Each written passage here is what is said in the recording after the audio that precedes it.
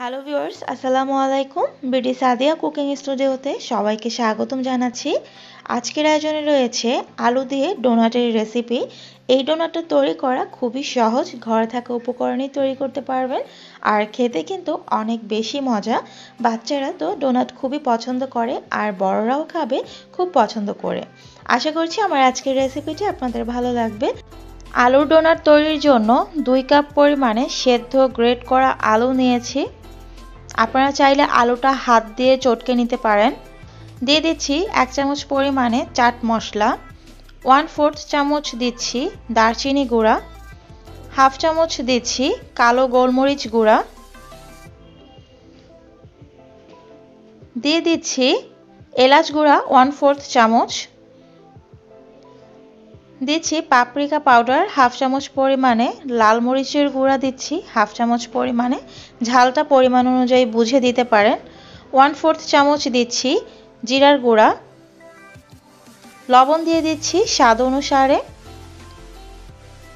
Cornflour দিচ্ছি 2 table চামচ পরিমাণে,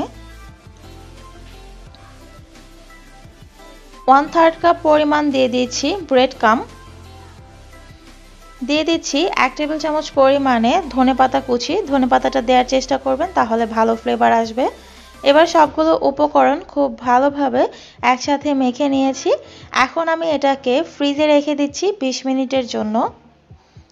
20 মিনিট পর বের করে নিয়েছি। এবার হাতে তেল মেখে আমি অল্প অল্প নিয়ে ডোনাট তৈরি করে নিচ্ছি।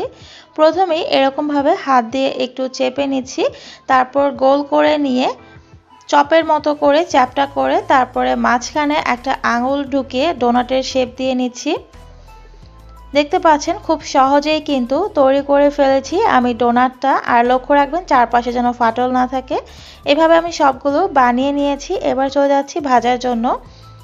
ভাজার জন্য ফ্রাই প্যানে পর্যাপ্ত পরিমাণে তেল হালকা গরম করে নিয়ে এবার আমি সবগুলো ডোনাট দিয়ে দিচ্ছি। চুলার আঁচটাকে মিডিয়াম রেখে ডোনাটগুলো ভেজে নিতে হবে। যেহেতু এখানে আলুগুলো আগে থেকে সেদ্ধ করা ছিল, তাই খুব বেশি সময় ধরে এটাকে ভাজার প্রয়োজন নেই। 4 থেকে 5 মিনিট ভালো করে ভেজে নিলেই হবে। চুলার আঁচটা কিন্তু বাড়িয়ে দেওয়া যাবে না, তাহলে খুব তাড়াতাড়ি কালার চলে আসবে। 5 মিনিট পর যখন এরকম কালার এসেছে, এবার আমি ডোনাটগুলোকে তেল ছেঁকে তুলে নিচ্ছি।